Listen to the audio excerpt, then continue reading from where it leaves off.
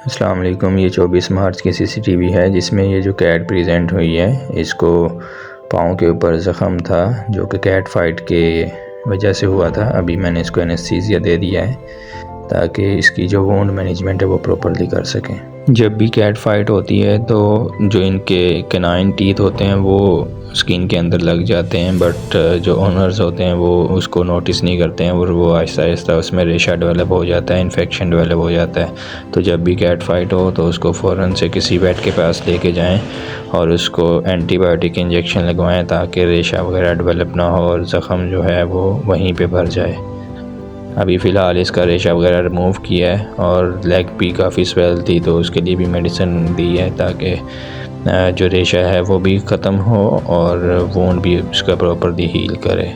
Further कुछ management आपने घर पे करनी होती है, लाइक इसको कॉलर पहना के रखना होता है ताकि ये वुंड वाले एरिया पे लीक ना करे और वुंड को फ्रेश ना करे ताकि wound as soon as possible heal कर सके। अक्सर लोग क्या करते हैं कि घर पे ही ट्रीटमेंट करने की कोशिश करते हैं और इसके ऊपर कोई क्रीम्स लगाना शुरू कर देते हैं या ऊपर से पट्टी वगैरह से कवर करना शुरू कर देते हैं, जिससे जो स्किन होती है वो गल जाती है और ज़ख़म जो होता है वो और ज़्यादा बढ़ जाता है और इन्फेक्शन भी डेवलप हो जाता है। तो ऐसा नहीं करना चाहिए, किसी डॉक्टर से कांटेक्ट करके तो देन कोई भी ट्रीटमेंट करना चाहिए। अभी ये जो कैट आई है तो ये लोग इसको प्रेग्नेंट समझ रहे थे, बट जैसे ही मैंने इसको चेक किया है तो इसके पेट में प्रेगनेंसी नहीं है बल्कि पानी भरा हुआ है। बट ये एक स्पेसिफ़िक सिम्टम होता है फेलाइन इन्फेक्शियस पेरिटोनाइटिस का, जो कि एक वायरल इन्फेक्शन होता है और इसमें जो पानी होता है वो पेट में भर जाता है। बट अभी जैसे ओनर ने घर पे देखा था तो वो इसको समझ रहे थे कि शायद ये प्रेग्नेंट है, बट एक्चुअली ये प्रेग्नेंट नहीं है। अभी मैं इसकी एब्डोमिनोसेंटेसिस करूँगा, यानी कि पेट के अंदर से पानी इसके निकालेंगे। अभी आप अभी देख रहे हैं कि इसके जो पेट में पानी जो बिल्डअप हुआ था तो उसको मैं रिमूव कर रहा हूँ। ये बेसिकली पानी नहीं होता बल्कि एक्सुडेट होता है। आप गूगल कर सकते हैं इस वर्ड को, आपको समझ आ जाएगी। ये basically inflammatory induced vascular leakage होती है, लाइक ब्लड से ये लीक आउट हो के डायरेक्टली एज सच भी लीकेज नहीं, जैसे सीपेज होती है इसी तरह से ये इन्फ्लेमेशन की वजह से एक्सुडेट निकलता है।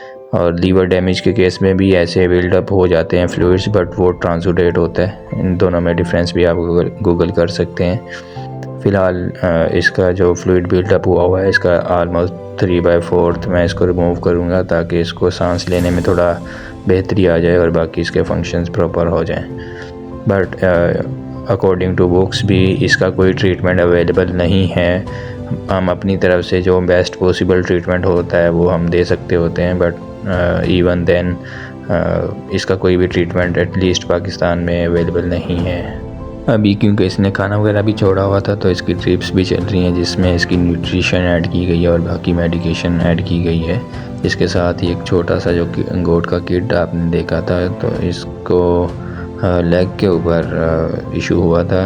इसकी जो लेग है वो ग्रिल में अड़ गई थी और काफ़ी पेन फील कर रहा था। अभी इसको पेन किलर दिया है तो नेक्स्ट डे काफ़ी इम्प्रूव कर गया था ये।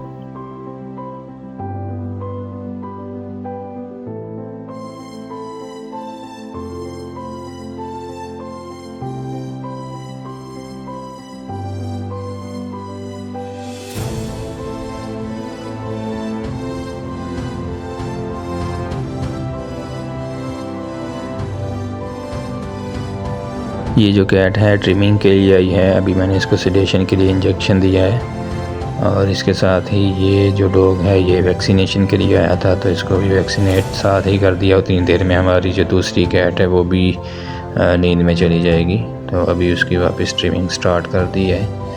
पहले भी एक्सप्लेन किया था कि ये जो ट्रिमिंग है ये सेडेशन में की जाती है, ना कि बेहोश किया जाता है।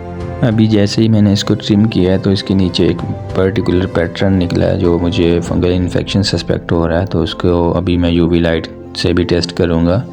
जैसे ही मैंने इसको फंगल इन्फेक्शन के लिए टेस्ट किया तो ये फंगल इन्फेक्शन भी इसको था, तो उसकी भी मैनेजमेंट और ट्रीटमेंट इन्हें दे दिया।